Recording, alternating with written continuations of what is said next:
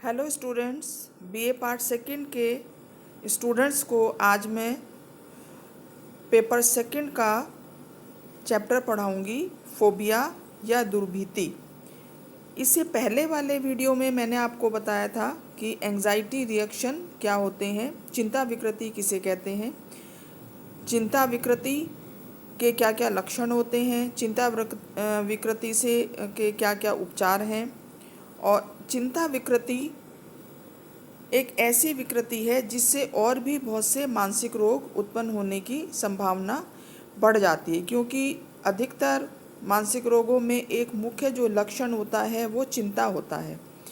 और चिंता से उत्पन्न मानसिक रोगों को हमने मनोस्नायु विकृति में रखा है। मनोस्नायु विकृति अर्थात साइकोन्यूरोसिस। साइकोन्यूरोसिस वो मानसिक रोग होते हैं जो थोड़े हल्के प्रकार के होते हैं और जिसमें जो मानसिक रोगी है उसको अस्पताल में भर्ती करने की आवश्यकता नहीं होती है।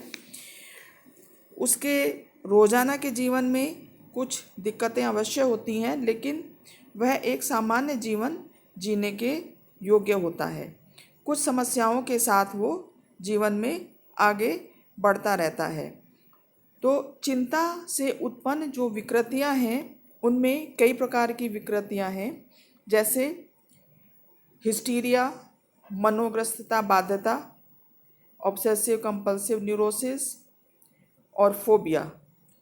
ये जो मानसिक रोग हैं इनकी जो जड़ में चिंता ही मुख्य एक लक्षण होता है। और इसमें अगर हम फोबिया को देखें, फोबिया एक ऐसा मानसिक रोग है जो एक सामान्य चिंता विकृति का ही एक रूप है, जिसमें व्यक्ति किसी वस्तु, किसी परिस्थिति अथवा व्यक्ति से भयभीत होता है। हालांकि वो ये जानता है कि उसके भय का कोई कारण नहीं है, उसका जो भय है वो अवास्तविक है और उसके पीछे कोई रीज़न नहीं है, लेकिन फिर भी उसके अंदर उस परिस्थिति के प्रति भय उत्पन्न रहता है और वह उस पर कंट्रोल नहीं कर पाता है। तो इस तरह का जो अतार्किक भय होता है व्यक्ति में, उसको फोबिया कहा गया है। फोबिया की परिभाषा दी है सेलिगमैन ने।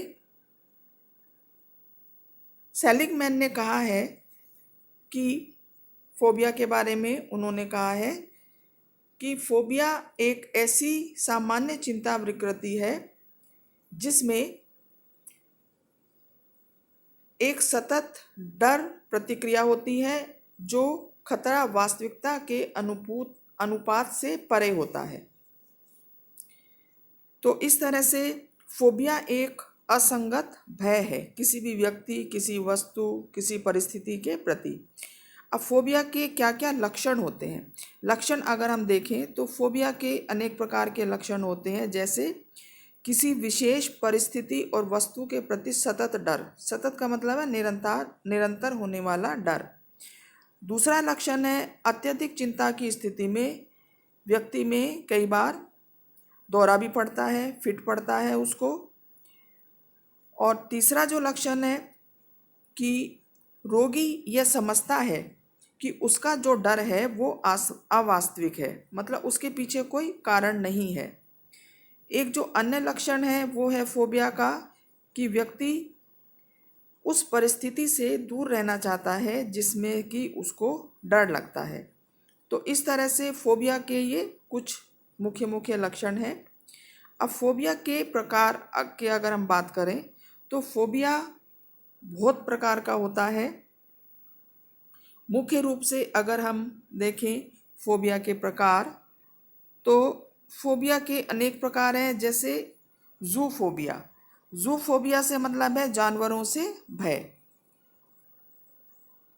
इसमें व्यक्ति जो है वो जानवरों से भयभीत होता है और जानवरों के सामने जाने में उसको डर लगता है। हालांकि उसको पता है कि सभी जानवर बहुत ज़्यादा खतरनाक नहीं होते, फिर भी उसको उनसे डर लगता है। दूसरा जो फोबिया है वो है टैपोफोबिया। टैपोफोबिया का मतलब है जिंदा दफना दिए जाने का भय। व्यक्ति को निरंतर ये डर सताता है इस फोबिया में कि उसको जीवित ही कोई किसी ना किसी दिन दफना दिया जाएगा। इसको टैपोफोबिया नाम दिया गया है। उसके बाद अगला जो फोबिया है वो है ओक्लोफोबिया, भीड़ से भय। इस तरह के फोबिया में व्यक्ति को भीड़ भरे स्थानों से, बाजार के स्थानों से उसको डर लगता है और वो ऐसे स्थान पर जाने से बचता है जहाँ पर बहुत ज़्यादा भीड़ भाड़ का इलाका हो। इसमें एक उदाहरण मैं आपको बताना चाहूँगी कि एक बच्चे को ओक्लोफोबिया था, भीड़ से भय था। जब उसका इलाज किया गया तो इलाज के दौरान ये पता चला कि उस ओक्लोफोबिया के पीछे क्या कारण है। तो ये देखा गया कि बचपन में वह जिस मकान में रहता था उस गली के कोने पर एक दुकान थी और उस दुकान से वो रोज़ाना गुजरता था, स्कूल जाता था। जब दुकान में बाहर ही थोड़ी सी मूंगफली रखी हुई होती थी बेचने के लिए दुकानदार ने, तो वो अचानक बचकर वो मूंगफली चुरा लेता और वहाँ से भाग जाता। एक बार क्या हुआ कि दुकानदार ने उसको देख लिया और पीछे से उसके गर्दन पर जोर से प्रहार किया, उसको दबोच लिया, पकड़ लिया और वो बच्चा बेहोश हो गया।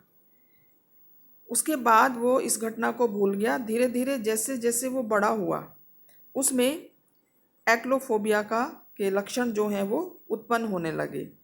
वो भीड़ वाली जगह पर जाने से बचता और जब सड़क पर भी अगर वो चलता था वो पीछे मुड़ मुड़ कर देखता था कि कहीं पीछे से कोई उस पर हमला ना कर दे और उसे दबोच ना ले।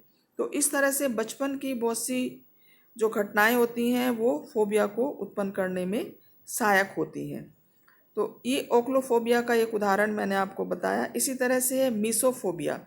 मीसोफोबिया का मतलब कीटाणुओं से भय। इसमें व्यक्ति को ये लगता है कि उसके शरीर में कीटाणु भर गए हैं और वो उसको नुकसान पहुंचाएंगे।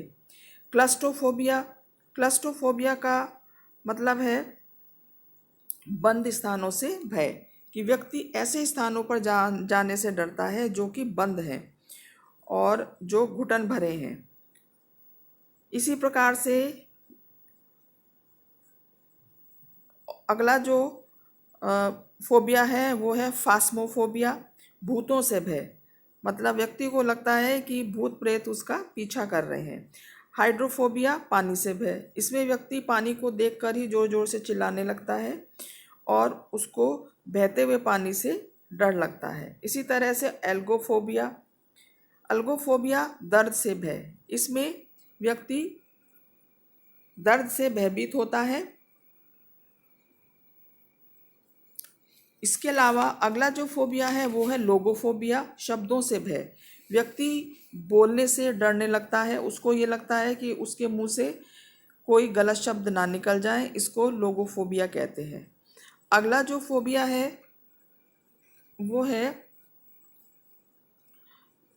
ग्राफोफोबिया, लिखने से भय। लिखते समय उसको भय लगता है। तो ये कुछ प्रकार हैं। वैसे फोबिया के बहुत हजारों प्रकार के फोबिया होते हैं, लेकिन मैंने आपको ये मुख्य कुछ फोबिया के प्रकार बताए। उसके बाद आते हैं फोबिया के कारण, कि फोबिया क्यों उत्पन्न होता है, उसके क्या कारण होते हैं। तो फोबिया का अगर हम देखें, जो पहला कारण है वो है जैविक कारण। जैविक कारण से मतलब है कि बायोलॉजिकल कॉजेज़ होते हैं। कई बार नर्वस सिस्टम में कुछ गड़बड़ होने के कारण फोबिया डेवलप हो जाता है। कभी कभी आनुवांशिक हेरिडिटी के कारण भी दुर्भिति के लक्षण उत्पन्न हो जाते हैं। तो जैविक कारण ये कुछ प्रमुख हैं। एंडोक्राइन ग्लैंड्स का असंतुलन, और जो दूसरा है वो है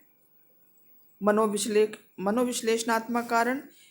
फ्रॉयड का ये कहना है कि फोबिया के कुछ मनोविश्लेषण कारण होते हैं, अचेतन कारण होते हैं। उन्होंने मुख्य जो कारण बताए हैं वो है, एक तो दमित संघर्ष, कि व्यक्ति कुछ इच्छाओं को अपने मन में दबा देता है और जब ये दमित इच्छाएं बहुत अधिक मात्रा में हो जाती हैं तो संघर्ष की स्थिति उत्पन्न हो जाती है और व्यक्ति जो है वो उसमें अनेक प्रकार के फोबिया उत्पन्न होने लगते हैं। तो दमित संघर्ष एक कारण बताया फ्राइड ने। इसके अलावा बाल्यावस्था के अनुभव कि बचपन में कभी कभी कुछ ऐसे अनुभव व्यक्ति को होते हैं कि जिसकी वजह से बड़े होकर उसमें फोबिया के लक्षण उत्पन्न हो जाते हैं। जैसे बचपन के अनुभव का मैं आपको एक उदाहरण बताऊं कि एक छोटा बच्चा था फर्स्ट सेकंड क्लास का, जब वो स्कूल में पढ़ता था तो स्कूल में उसके क्लास की एक पिकनिक गई घूमने के लिए और उस पिकनिक में वो बच्चा भी गया और वहाँ पर जाकर सभी बच्चों को जो टीचर ने ये निर्देश दिया कि कोई भी बच्चा ज़्यादा दूर नहीं जाएगा, सब आसपास ही रहेंगे। लेकिन उसमें से ये एक बच्चा जो है वो गलती से पहाड़ी की तरफ चला गया और वहाँ पर झरना बह रहा था। वहाँ पर वह उसका पैर फिसल गया और वो झरने में गिर गया, पत्थरों के बीच में फंस गया। उसके बाद बड़ी मुश्किल से उसको निकाला गया और उसको घर लाया गया। धीरे धीरे वो इस घटना को भूल गया, लेकिन अचेतन मन में उसकी ये घटना जो है वो बैठी हुई थी और जो फोबिया के लक्षणों के रूप में आगे आई।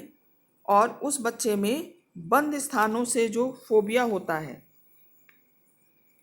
वो उसके अंदर डेवलप हो गया और वो कहीं पर भी जहाँ पर बंद स्थान होते थे या छोटी जगह होती थी उसमें जाने से उसको डर लगने लगा। तो इस तरह से बचपन के कुछ अनुभव जो हैं वो उसको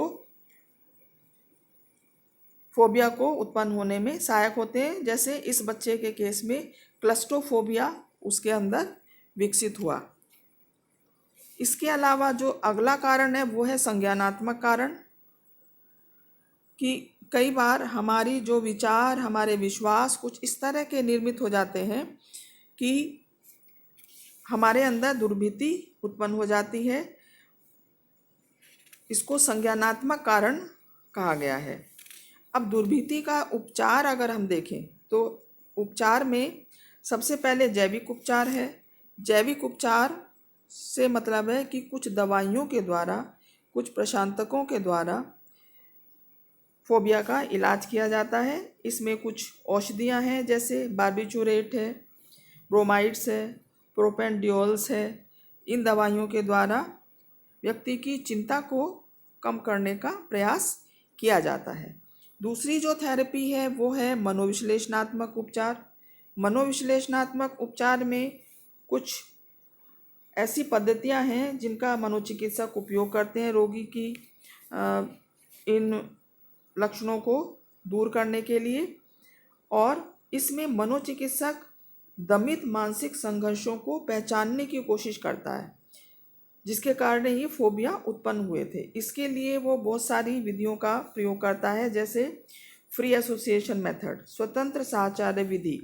इसमें जो मनोचिकित्सक है वर्ड एसोसिएशन का भी प्रयोग कर सकता है, सेंटेंस कंप्लीशन का प्रयोग कर सकता है। कई तरह की इस तरह की स्वतंत्र साहचर्य की विधियां हैं जिनका उपचार में प्रयोग करते हैं। इसके अलावा स्वप्न विश्लेषण है, ड्रीम एनालिसिस, इसका प्रयोग करके फोबिया के लक्षणों को पहचानने का काम किया जाता है। सम्मोहन हिप्नोसिस के द्वारा उसके जो बचपन के अनुभव हैं, जो उसकी दमित इच्छाएं हैं, उसको पहचानने का प्रयास किया जाता है। और फोबिया के रोगियों में ये देखा गया है कि एक बार अगर व्यक्ति को ये पता चल जाए कि उसके डर के पीछे कोई वास्तविक कारण नहीं है, उसका रीज़न उसको पता चल जाए, तो ये सिम्टम्स अपने आप दूर हो जाते हैं। दूसरी जो उपचार पद्धति है वो है व्यवहारपरक उपचार पद्धति। इसमें कई तरह की पद्धतियां हैं, जैसे सिस्टमैटिक डिसेंसिटाइजेशन, क्रमबद्ध असंवेदीकरण, मॉडलिंग आदि। क्रमबद्ध असंवेदीकरण वो विधि है जिसमें रोगी जिस परिस्थिति से भयभीत होता है उस परिस्थिति से संबंधित घटनाओं की का एक क्रम बना लेते हैं और उसको फिर सबसे कम भयभीत जिस परिस्थिति से होता है फिर उससे ज़्यादा, इस तरह से व्यक्ति को रिलैक्स होने की ट्रेनिंग दी जाती है। जो टेंसफुल कंडीशंस होती हैं उनमें वो किस तरह से रिलैक्स रहे इसकी ट्रेनिंग दी जाती है और धीरे धीरे उसके लक्षणों को दूर करने का प्रयास किया जाता है। इसके अलावा जो लास्ट जो पद्धति है वो है संज्ञानात्मक उपचार। इसमें व्यक्ति के विचारों, उसके विश्वासों, उनमें परिवर्तन का प्रयास किया जाता है जिससे रोगी अपने जो असंगत विचार हैं, जो असंगत उसके भय हैं, उनको वो समझ सके और उनको दूर किया जा सके। तो इस तरह से ये मैंने फोबिया के बारे में आपको बताया। फोबिया का अर्थ, फोबिया क्यों होता है, उसके कारण क्या हैं, फोबिया के प्रकार कौन कौन से हैं और फोबिया का उपचार क्या है। तो मैं समझती हूँ शायद आप लोगों को समझ में आ गया होगा ये chapter. Thank you so much students.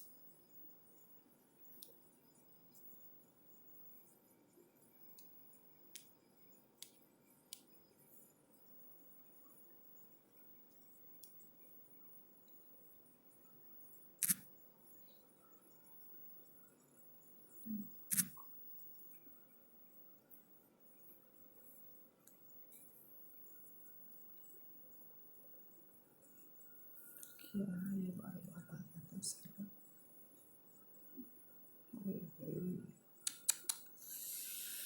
Sorry, मेहनत पे पानी फिर गया।